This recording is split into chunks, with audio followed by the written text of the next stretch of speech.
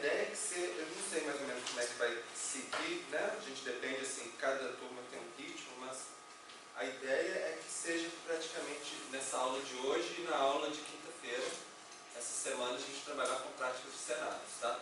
Ok. Então, revisando um pouquinho do que nós já fizemos até agora, nós tivemos o primeiro módulo do curso sobre recursos naturais, serviços ecossistêmicos. Depois nós começamos o segundo plano ambiental para colocar em prática, que a gente viu no primeiro módulo, né? Começamos com o levantamento de dados secundários, fizemos o trabalho de campo, que seriam os dados primários. Fizemos um diagnóstico de pressão, estado e resposta a partir dos dados que a gente levantou em campo, inclusive estava para cada grupo submeter até hoje, né, os 3 mapas de pressão, estado e resposta, né? E na semana passada nós fizemos uma prática de valoração de serviços ambientais, nós fizemos lá no laboratório, e nós vimos também, na semana passada nós já começamos a trabalhar um pouquinho com o cenário, né? Porque na prática, vocês opinaram assim, qual que é a tendência para o futuro, tanto desde o primeiro diagnóstico, como é a tendência de cada item do diagnóstico, era justamente assim, para a gente já começar a direcionar um pouquinho para essas atividades que nós vamos fazer agora, para vocês já começarem a pensar, né, no assunto. E depois eu vi que teve, na parte, justamente no finalzinho da aula passada, na parte dos gráficos sobre os cenários, tinha uns errinhos nas fórmulas. E aí eu vi ontem, aí eu já estou trabalhando para dar uma ajeitada neles. Quando eu tiver com o gráfico certinho, eu passo para vocês a versão atualizada, eu discuto na próxima aula também. Tá? Bom, agora os próximos passos, a parte de cenários essa semana, e provavelmente uma aula na semana que vem da parte de diretrizes. E aí a gente praticamente fecha esse módulo aqui. Aí começa, a diretriz já é mais ou menos uma transição para o módulo seguinte, que é o de política ambiental, que seria a parte final do nosso curso, né? E aí depois que a gente fecha isso, teria um prazo de umas 2 semanas, né? Enquanto a gente está tendo as aulas de política ambiental, para vocês em grupo também terminarem, fazerem um relatório final, né? Articulando, refletindo sobre esse conteúdo todo que a gente está fazendo aqui. O trabalho que a gente vai ter que entregar, que é o relatório final, é isso? Isso. Só o relatório final? E tem uma apresentação, né? Vocês vão apresentar. Vai fazer tipo um semináriozinho, né? Isso, aí cada grupo vem aqui e expandia. Cada grupo vem aqui e apresenta um pouquinho, tá bom? Ah, tá. E aí seria o quê? Uma síntese de tudo? Isso, só para ter uma ideia. Isso, vocês já estão fazendo esses produtos todos, aí vocês vão interpretar, colocar de uma maneira articulada, né? O que vocês acham relevante de colocar ou não no relatório. Às vezes vocês não vão colocar tudo, às vezes vocês vão colocar só o que vocês acham mais relevante. Vocês têm liberdade para escolher como que vai ser, tá bom?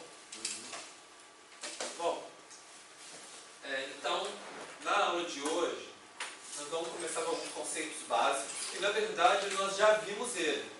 Vocês lembram naquela aula que a gente conversou sobre o planejamento de bacias hidrográficas, que a gente trabalhou com o IP, com o Simbase, aquele joguinho, né? Naquele dia eu já mostrei para vocês alguns conceitos de cenário, que eu vou revisar com vocês agora no início da aula, e expandir um pouquinho. E aí a gente começa a nossa prática de cenário, tá? E é justamente para a parte de... A gente vai fazer uma prática que chama construção participativa de cenários. É um ramo de... Não é a única forma de fazer cenário, mas é uma maneira de trabalhar. E que nós vamos fazer 3 etapas. Identificação dos fatores que são relevantes dos cenários. Depois, vamos criar os cenários propriamente dito e vamos tentar fazer esses 2 hoje. E o mapeamento de cenários nós vamos deixar, provavelmente seria para a aula que vem, mais ou menos o plano é mais ou menos esse. Então, só para relembrar para vocês, eu já passei esse conteúdo para vocês antes, né? Pensar que quando a gente trabalha com modelagem, não significa só um modelo no computador, pode ser também um modelo conceitual também. Porque quando a gente pensa que a gente tem um objeto que a gente está estudando, que a gente está interessado, que tem elementos, a gente consegue identificar elementos na nossa área de estudo, por exemplo, nosso objeto de estudo, e consegue identificar relações entre esses elementos. Então, pode ser um modelo matemático, pode ser um modelo conceitual, pode ser qualquer tipo de modelo, uma mini miniatura, uma maquete, um desenho, tudo isso pode ser considerado como um modelo, né? Que a gente identifica elementos e relações. Um mapa pode ser um modelo também, né? O modelo ele é sempre simplificação da realidade e sempre tem um erro associado. Então, normalmente a gente tem, no caso esse aqui, por exemplo, seria um modelo, mostrando que ele dá uma tendência média, ele tem um erro, né? Que seria essa faixa cinza. A gente viu um pouquinho essa questão do erro na aula passada, quando a gente sempre olhava o desvio padrão, né? Isso, que a gente conseguia ver um desvio padrão dentro da nossa tendência geral, né? Aí, da modelagem, a gente pode passar para a projeção. Projeção é quando a gente tem um modelo, seja no tempo ou no espaço, e a gente tenta projetar para onde a gente não tem dado. Seja no futuro, no passado, em áreas que a gente não coletou dados, né? E a questão é que quanto mais longe de onde a gente tem dado, aumenta a incerteza. Seja a incerteza do próprio modelo, ou seja a incerteza de que a gente não sabe como que se a realidade vai se comportar da mesma maneira do que quando naquele lugarzinho, naquele tempinho que a gente mediu, né? Tudo isso cria fonte de erro. E o cenário é quando essa dispersão de erro é tão grande que não adianta muito a gente tentar achar uma tendência geral, porque varia tanto que é mais interessante a gente pensar em possibilidades, que é um pouquinho essa ideia que a gente tem um modelo com erro, né? Acho que se eu tenho medo de apagar a luz e não acender de novo. A gente tem o erro aqui, e aí a gente tem a gente pode pensar em dois cenários. Cada cenário vai ter a sua própria dispersão também, né? Mas um cenário, por exemplo, no caso aqui de uma mudança climática, se a gente mantiver o ritmo atual, a tendência atual, ou se a gente tomar medidas para diminuir a emissão de gás carbônico, que acontece com a temperatura da Terra, né? Pensando que cada um também vai ter sua própria própria certeza também em cada cenário. Mas a gente consegue explorar quais que são as possibilidades, quais que são as faixas de variação, né? E com o cenário a gente também pode pensar em diferentes alternativas, proposições de uso do território também. Eu tinha explicado isso já para vocês, né? Pensar assim, numa bacia. O que acontece se a gente colocar agricultura? Ou se a gente colocar uma indústria, uma pastagem no lugar da agricultura? O que isso vai acontecer? Quais que são as demandas diferentes da sociedade, os efeitos sobre o meio ambiente, né? Os serviços ecossistêmicos, o que vai acontecer em cada cenário? É um bom exercício de reflexão a partir desses cenários, né? Bom, existem diversos tipos de cenário. Alguns a gente já começou a trabalhar. Principalmente essa questão dos cenários tendenciais. Vocês lembram? Vocês sentaram em grupo, discutiram a tendência de cada item. Na valoração, a gente também opinaram pela tendência de variação, né? E aí, muitas vezes a pergunta seria essa: assim, que futuro que nós esperamos? Né? O que a gente espera que vai acontecer? E a característica, assim, é o que a gente chama business as usual, né? Que é assim, sem ter mudanças na forma como as coisas estão sendo feitas, sem ter intervenção, sem ter novos projetos, o que tenderia a acontecer? E pode ter dois objetivos, que são normalmente mais comuns. Primeiro, ver se as políticas que estão feitas atualmente são consistentes, ou seja, se não vai resultar em problema no futuro, né? Ou se de repente a gente vai falar assim, ó, se continuar nesse cenário, vai faltar água no futuro. Então a política atual não está consistente, né, nessa tendência. E é interessante que ele pode servir de base comparativa para os outros tipos de cenários. Diz assim, se não fizer nada, é isso. E se fizer alguma coisa? Como é que melhora, piora, né? Então, outro tipo de cenário que a gente chama de cenário exploratório. Que é quando é um pouco aquilo que a gente começou a conversar, de que quando a variação é muito grande, às vezes é mais interessante a gente pensar, focar o nosso olhar na variação do que na tendência. Para pensar assim, qual que é a gama de possibilidades de variações que pode acontecer no futuro, né? Então, é uma coisa que a gente não consegue prever, mas a gente quer saber assim, o que é possível? O máximo e o mínimo, por exemplo. E é interessante, por exemplo, antecipar riscos futuros. Se acontecer o pior cenário possível, né? Qual que é o risco que a gente tem? E também é interessante interessante pensar se o que a gente chama de ser uma política pública é robusta ou não. Política pública robusta é aquela assim, que funciona bem em todas as variações possíveis do futuro. Pode ser variar para incerteza para cá, incerteza para lá, aquela política continua funcionando. E ela não é robusta quando ela só funciona num contexto específico. E se mudar um pouquinho, aí ela já não é útil mais, ela não funciona, não é eficiente mais. Outro tipo de cenário interessante é o cenário de visões. Que é quando a gente fala assim, o que a gente quer para a nossa área? Então, dentro de um cenário participativo, é muito interessante você juntar as pessoas e tentar achar um consenso. Que cenário que a gente quer? O que a gente está querendo, por exemplo, para a nossa bacia hidrográfica aqui? Como que a gente acha que deveria ser, né? É interessante para a gente formular objetivos. Falar assim, ó, é isso que a gente quer, é isso que a gente não quer. Também o objetivo é sempre para os dois lados, né? E é interessante, por exemplo, tentar chegar nisso, porque você cria um diálogo, né, para tentar buscar consenso, solucionar conflitos, para construir esse cenário conjunto ideal para todo mundo. Um passo posterior ao das visões são os cenários interventivos. Porque pensando, se a gente tem essa visão, que tipo de ação que a gente pode fazer para atingir os nossos objetivos? E aí a gente pode pensar, se fizer essa política, esse plano, esse projeto, o que será que acontece? A gente pode pensar em diferentes possibilidades, comparar e escolher qual que é a intervenção que aproxima mais da visão que a gente quer.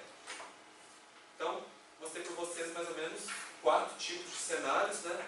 Não significa que todo cenário é exatamente um ou outro, eles podem ser combinados também, tá? E o foco da aula de hoje são técnicas participativas de construção de cenários. A gente está fazendo aqui na sala de aula, mas um pouco igual a gente fez na aula passada, esse tipo de cenário pode ser feito assim, convidando membros da comunidade, os gestores, comunidade especialista no assunto também, né? Então, só para mostrar alguns exemplos, eu trouxe algumas fotos, né? Por exemplo, essa aqui foi na África.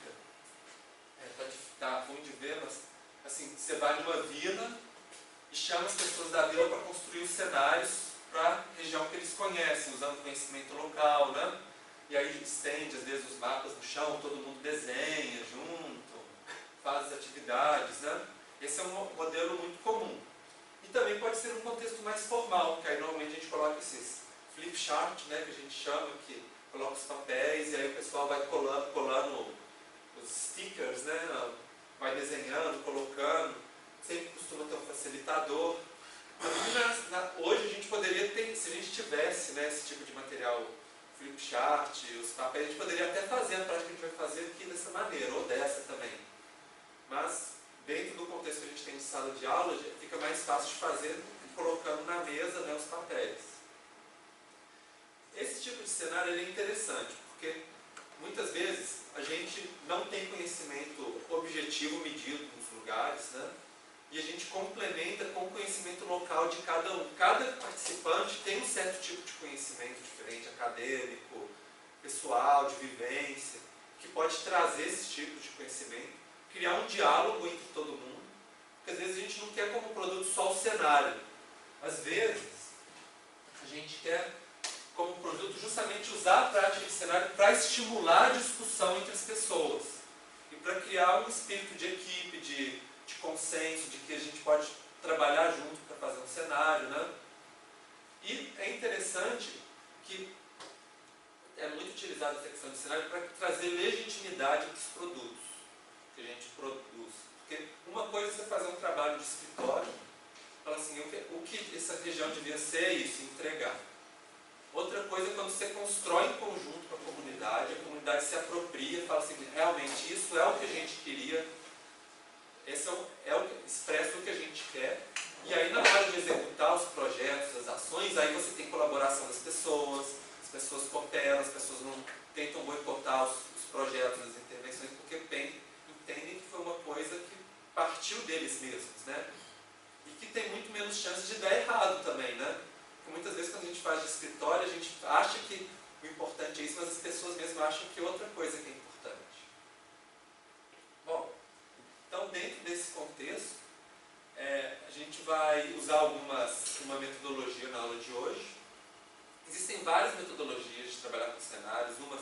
são mais participativas, outras demoram vários dias com consultas, outras misturam modelo com participação, um pouco que a gente viu usando o IP, né, que tem um modelo que as pessoas vão arrastando as barrinhas, né? Na aula de hoje nós vamos usar praticamente dois métodos. Um que é um método que é da parte de identificação de quais são os fatores importantes, é um método que chama XLRM, que ele foi desenvolvido pela Rand Corporation, que é a principal empresa de consultoria que trabalha com cenários no mundo hoje, e ela começou trabalhando junto com o exército americano. A maior parte das técnicas de cenário surgiram no contexto militar, porque pensa numa guerra, por exemplo, é muito importante você fazer esses exercícios de cenário para pensar nas situações possíveis, né? E aí depois, com o tempo, muitas dessas técnicas que foram desenvolvidas no contexto militar começaram a ser aplicadas em outras áreas, de administração de empresas, marketing e na área de meio ambiente também. Então, como XLRM, a ideia é o X, né, que é de externalidade, no caso, a gente brinca com o termo X, né? E que ele inclui tantas tendências, que é o que a gente já está trabalhando, e as incertezas, né, essas possibilidades de mudança. Também a gente identifica quais as ações que a gente pode tomar, métricas que seriam os indicadores para monitorar o que está acontecendo com o nosso cenário, e as relações, que são as relações entre a externalidade, as ações e as métricas, como que elas interagem entre si. Então a gente vai fazer essa atividade em conjunto.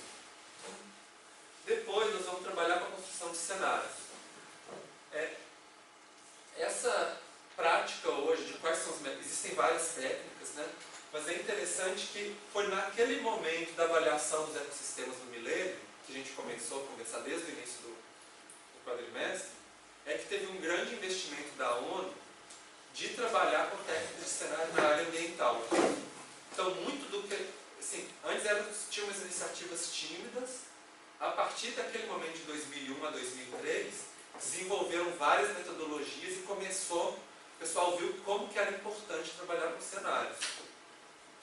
Depois, quem coordenou essa parte dos cenários foi o professor Luiz Lebel, e ele, trabalhando no Stockholm Environment Institute, que é o instituto que ele trabalha, depois ele foi para a Universidade de Chiang Mai também, mas ele desenvolveu, pegou as experiências da avaliação do ecossistema do milênio, que teve vários no mundo inteiro cenários, né, várias equipes fazendo, e de 2003 para cá, como tem muito forte essa questão da mudança climática também, ele começou a trabalhar nessa construção dessa plataforma WeAdapt, que é uma plataforma na internet, vocês podem até explorar se vocês quiserem no site, que é usando essas metodologias de cenário e outras metodologias participativas para pensar na adaptação, cenários de adaptação às mudanças climáticas. Então tem vários materiais, recursos para utilizar como se fosse uma plataforma de ferramentas para trabalhar com técnicas participativas com as comunidades. E depois, nessa época, eu tive contato, eu trabalhei junto com o professor Luiz Lebel, que foi um pouco como que eu aprendi essas técnicas que eu estou trazendo para vocês. E depois, mais recentemente, o World Resources Institute fez um manual que chama Participatory Scenario Development, que faz meio que uma revisão e um manualzinho assim, faça isso, faça aquilo, bem didático, que foi em 2016 e que meio que sintetiza essas técnicas, como utilizar elas. É uma referência interessante para quem quiser fazer esse tipo de metodologia no futuro também. Bom, então, nós vamos começar a nossa prática. Eu queria que vocês pensassem que todo cenário tem que ter certos contextos. Então, a primeira coisa é o nosso contexto espacial do nosso cenário. É onde que a gente está fazendo, né? Vai ser a nossa bacia hidrográfica da UFABC, que é o cenário que a gente está estudando. Não é para fora, é para cá, né? Tem que ter um horizonte de tempo, para a gente saber, é daqui, é do passado, é o presente, é o futuro, até quanto. Então a gente vai colocar para essa prática de hoje 45 anos, que é um tempo até bastante para frente, né? Um cenário de 45 anos. A gente tem que delimitar uma esfera de decisão e ação, principalmente para a gente saber assim, o que é que a gente pode fazer, né, do pessoal que está participando do cenário, e o que é a afetado por agentes externos, que não depende da nossa decisão e da nossa ação, né? Então, para a nossa prática, vamos pensar que nós somos gestores municipais de São Bernardo do Campo, para delimitar bem assim, quem que nós somos, qual que é a nossa esfera de ação, tá? Mas pensando que a gente pode fazer articulação com outros atores também, como na realidade, né? Pode conversar com grupos de iniciativa privada, comunidade, pode fazer articulação com os setores do governo estadual, federal, mas a gente tem que ter um foco de ação e de decisão também. E o objetivo é a gente melhorar o fornecimento dos serviços ecossistêmicos. Então a gente parte do que a gente fez na aula passada, né?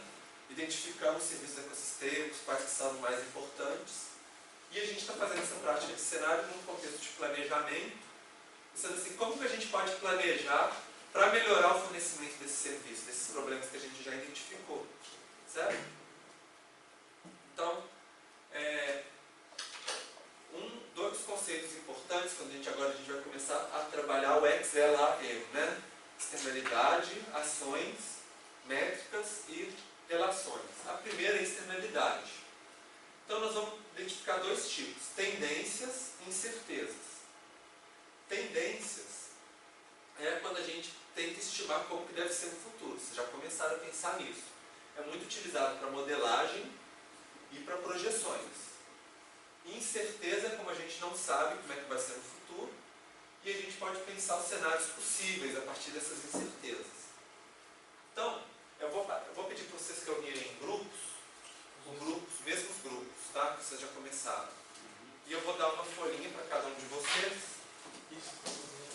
Vocês anotem o nome dos grupos. Vocês vão começar.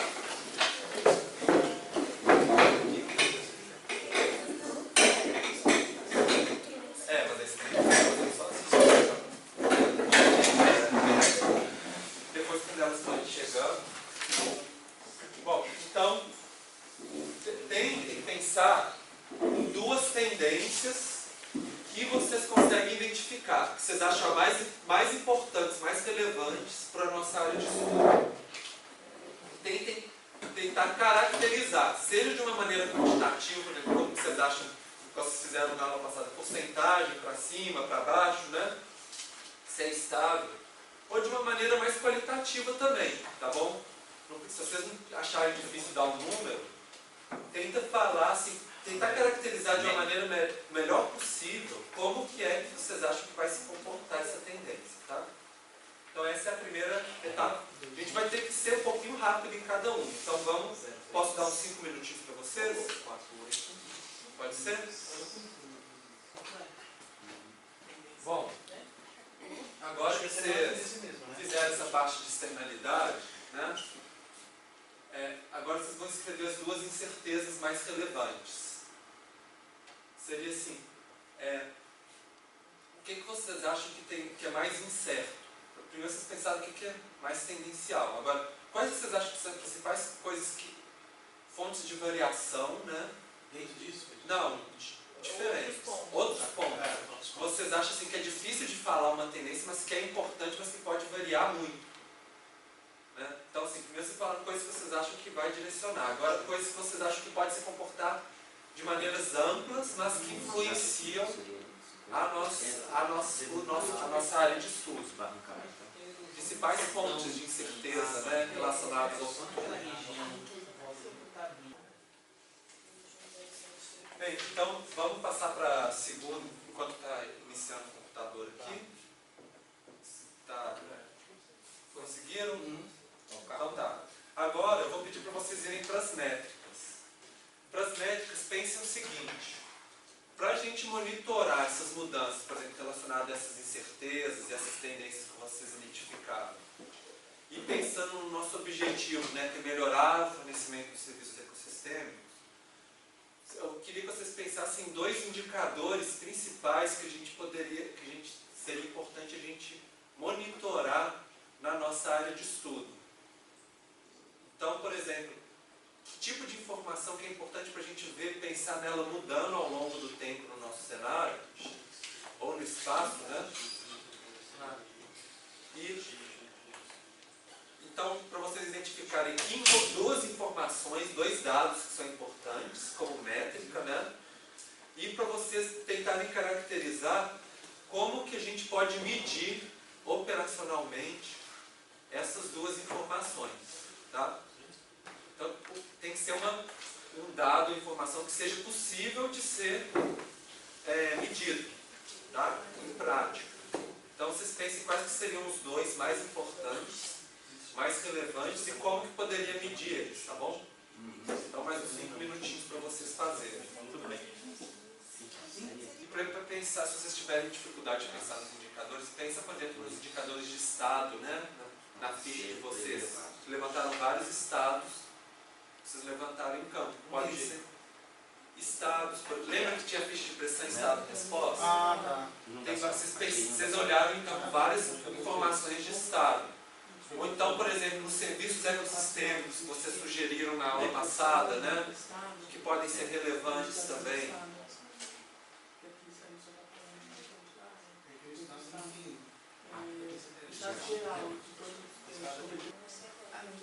Bom, então agora a gente já viu as métricas.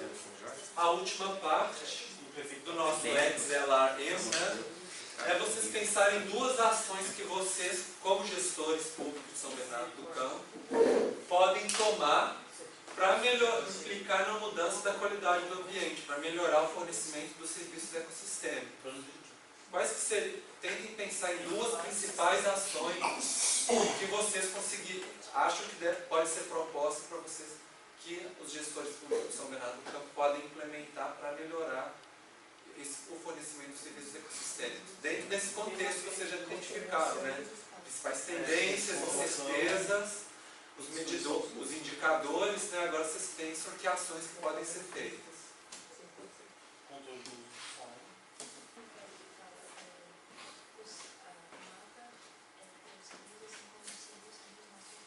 Bom, agora eu vou passar para vocês uma outra folha, que é a das relações. Então eu vou passar uma para cada um de vocês. Agora vocês vão fazer um esquema gráfico relacionando esses itens que vocês mostraram. Então, provavelmente, vocês tiveram duas externalidades, duas incertezas, duas ações e aqui duas métricas, né? Não foram três não, só duas. E agora, eu vou pedir para vocês tentarem criar, por exemplo, escreverem cada um desses itens, em cada parte aqui, que vocês já anotaram, né? E tentarem criar setas e relações, como que uma ação impacta uma métrica, como que a tendência impacta a métrica, como que a incerteza impacta a tendência, como que um está relacionado ao outro. Não tem uma regra de como vocês querem fazer, vocês podem fazer esquema gráfico da maneira que vocês quiserem. Mas assim, só para dar uma ideia, por exemplo, supõe, por exemplo, que uma tendência era o desmatamento, incerteza é a quantidade de chuva, a ação pode ser uma nova barragem, quantidade de água e assoreamento, e aí você vai e desenha, tipo assim, esse aqui aumenta um item aqui dentro, vocês colocam, que aumenta aqui, esse aqui a gente não sabe quanto que vai aumentar aqui, essa nova barragem vai impactar aquilo. Então, para vocês colocarem, tentarem criar relações a partir do que vocês criaram, tá? E aí, nessas setinhas, tentem escrever alguma caracterização, tá? Seja um símbolo, seja uma frase de como que impacta, né? Trazer alguma informação sobre o que relação que é essa. E se vocês quiserem criar elementos intermediários aqui no meio, vocês também fiquem à vontade também, para tentar organizar esse pensamento de vocês. Agora chega uma hora, é isso, professor? Não, vamos pensar... Pode ser uns 10 minutinhos, então? Mas aí, Pensar. Pessoal, a gente não pode colocar letra, em vez de se a gente escolher de você, vai demorar mais tempo ainda. Então, vou colocar... não precisa uma legendinha. Legendinha aqui. Uma tendência. Pode, mas Porque senão a gente vai perder muito tempo. são 4. Tenta sintetizar numa palavrinha pequena, numa sigla, pode ser também, não tem problema não, tá? Bom, gente, então vamos passar para a próxima etapa. Assim, a gente fechou essa primeiro método, que é o XLRM, né? Vocês identificaram as externalidades, que são coisas que estão além, normalmente, da nossa decisão, né? Mas que são tendências e incertezas que às vezes estão fora da nossa esfera de atuação. Vocês colocaram as ações que estão dentro da esfera de atuação, né? Do contexto, que seriam os gestores da São Bernardo do Campo. Colocaram os indicadores, né? E criaram as relações entre eles. Normalmente esse método ele é muito utilizado, por exemplo, numa primeira consulta com os interessados, né, sejam os gestores, a comunidade, e depois assim, a equipe de cenários pega esses itens que são os fatores mais importantes e vai trabalhar mais a fundo, fazer um diagnóstico, criar cenários, modelagens, coletar dados sobre esses, mais informações, né, detalhar, planejar, e depois retorna no segundo momento com os mesmos convidados para fazer uma parte seguinte, que seria de montar os cenários, mas de uma forma mais qualificada, com mais informações. A gente vai fazer isso tudo em uma aula só, né, por causa da questão de tempo. Mas é interessante assim, que vocês estão vendo como que vocês podem utilizar uma metodologia que pode ser utilizada na prática também, né, em uma situação real. Então, na próxima etapa, comentando, a gente fez as tendências que podem criar modelos e projeções, as incertezas e ações que podem criar cenários possíveis, alternativos, né, para os cenários tendenciais, e tudo você depende de métricas, né, de informações sobre como que o nosso cenário vai mudando. Então, agora eu vou passar uma folha para vocês, onde vocês vão escolher qual que é a incerteza mais relevante para a nossa área de estudo, entre as duas que vocês escolheram, e qual que é a ação que vocês acham que é mais relevante. E nós vamos criar 4 cenários, pensando no limite de incerteza, ou seja, incerteza para mais, incerteza para menos, ou possibilidade tal e possibilidade tal, né? E as ações, se ela for mais implementada ou menos implementada. Ou não implementada, né? Poderia ser no extremo, alguma coisa assim. E para cada combinação vocês vão criar o nome de um cenário. Nós vamos criar 4 cenários. Por exemplo, incerteza no mínimo, ação no máximo. Incerteza no máximo, ação no máximo, né? Incerteza no ação no mínimo, incerteza no máximo. Incerteza no mínimo, ação no mínimo. E aí vocês vão dar nomes. Vocês podem dar um nome técnico, pode dar um nome engraçado, o nome da maneira que vocês quiserem, tá? E depois que vocês colocarem um nome, vocês tentem caracterizar o que seria isso. Seja, por exemplo, nos quadrantes, por exemplo, pode ser uma frase, uma palavra, palavras ou desenhos, a maneira que vocês acharem melhor. Ou seja, também nesses extremos aqui, o que aconteceria, né? Com um pouco que vocês já... Que cenário que seria esse? No máximo, no mínimo. Então, para dar um exemplo para vocês, eu trouxe aqui um exemplo assim, não precisa ser assim, né? Então, vocês poderia ser assim, escolher, por exemplo, mudanças climáticas, uma incerteza e desenvolvimento humano, no caso aqui, né? Políticas para o desenvolvimento humano, alguma coisa assim, e pensar, você pode caracterizar seja com palavras, seja com desenhos, ou o que quiser, e os limites também, se vocês quiserem colocar também alguma informação, tá? Então, dá para vocês aí uns 15 minutinhos para vocês, dentro do tempo que a gente tem, para vocês tentarem caracterizar esses cenários, tá bom? Nossa, desenho isso não veio. Não precisa ter desenho não, mas se Desenho vocês não. quiserem, só se vocês quiserem. Então, eu vou passar para vocês a folha. Então, vocês já montaram o primeiro cenário, não precisa pôr um cenário de vocês. Agora a gente vai colocar a questão temporal, gradual nos cenários, né? Eu vou passar para vocês mais uma folhinha dessa. Meu Deus, Pensando que vocês já colocaram a incerteza e a ação de vocês. E agora a gente vai pensar numa linha do tempo, de uma história que está acontecendo em cada cenário. É o que a gente chama de passar do cenário para a narrativa, né? Então, nós vamos ter, aqui vai ser 2018, que é o nosso cenário agora. Nós vamos pensar primeiro 5 anos para frente.